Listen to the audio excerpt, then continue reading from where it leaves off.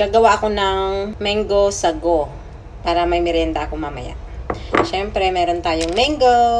May nabili kasi ako sa market nung Saturday. Ay marami to, yung maliliit. Matatamis siya kahit maliliit. Tapos, meron din tayong sago. Naluto ko na to kanina. Maliliit na sago. Tapos, lalagyan ko rin sa ng chia seeds. At ang gagamitin ko ay ang fresh milk. Kasi wala naman akong ibang milk na nandito, kundi fresh milk. Ito medyo tumatabang. Pero matamis naman yung mangga. In case na matabang pa rin siya, meron kaming condensed milk sa ref, yung ginagamit naming palaman. So, yun ang ilalagay ko. Umpisahan ko na to. Balatan muna natin yung mangga, syempre. Palaga akong bumibili ng mangga kasi gusto to ng alaga ko. Kaya palaga akong bumibili. Tsaka ang dami kasi nito sa market eh. Mura lang siya. Siguro mga 2, pwede na.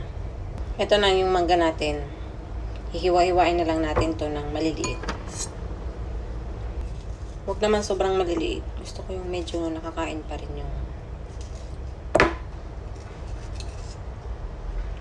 Siyempre, sairin natin yung buto para hindi sayang. Tamis. Ito na yung mangga.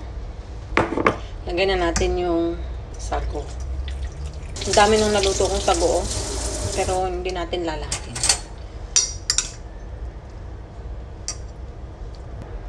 Natin lahatin kasi masyadong madami. Wala kasi akong malaking baso, kaya dito na lang sa, medyo malaki naman yung mangkok. So, okay lang yan. Tapos, ito na. Masarap ito mamaya. Pagkahatid ko sa alaga ako, diba? Kainin ko at lalagay ko sa ref para mamaya malamig na siya. Tapos lagyan natin ng gatas.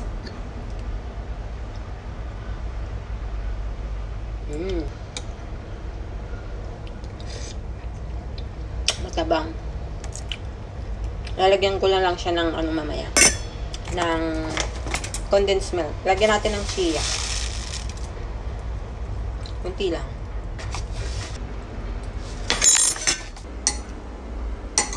Natirang sago. Marami pa. Ito na yung ginawa kong mango sago kanina. Nilagay ko na siya sa ref. So, medyo malamig na. Hindi ko siya nilagay sa freezer kasi wala nang space. Gusto ko sana yung medyo frozen. Pero ayos lang. Tikman natin. Parang matabang kasi 'di ba matabang yung fresh milk. Matabang. Lalagyan ko lang siya ng condensed milk. Mga 2 kutsara siguro.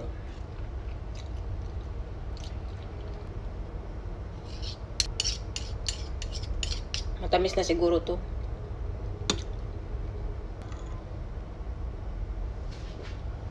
Tikman natin.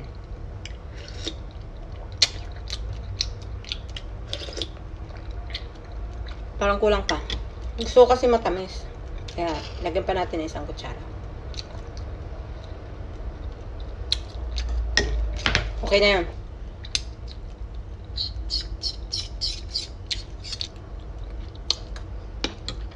Harap.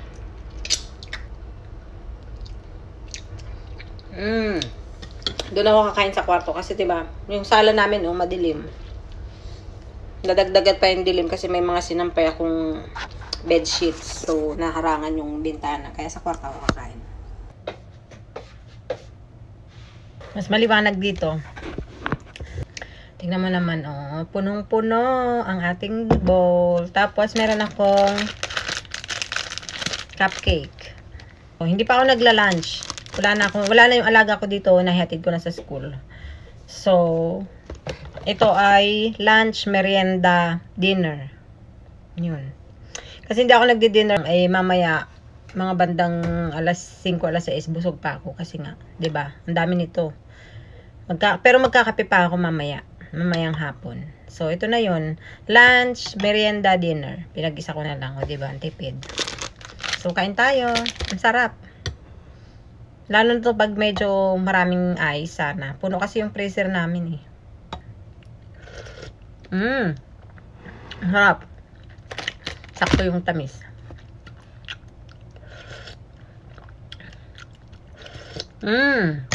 Harap. Gusto ko kasi yung mga ganitong pagkain. Mga matatamis. Harap. Grabe.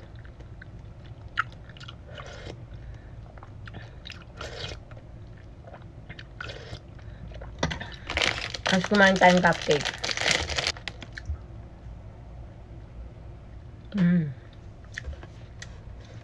Blueberry flavor. Ang sarap nito dyan sa Pilipinas, oh, yung ang init ng panahon. Tapos may malamig kang ganito. Sarap. Saktong-sakto yung cupcake sa mango sago.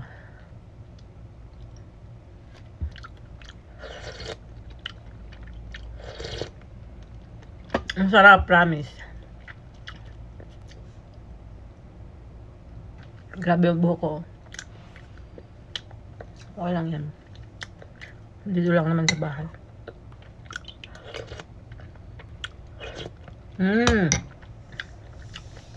Ang sarap. Masarap pa sa'yo.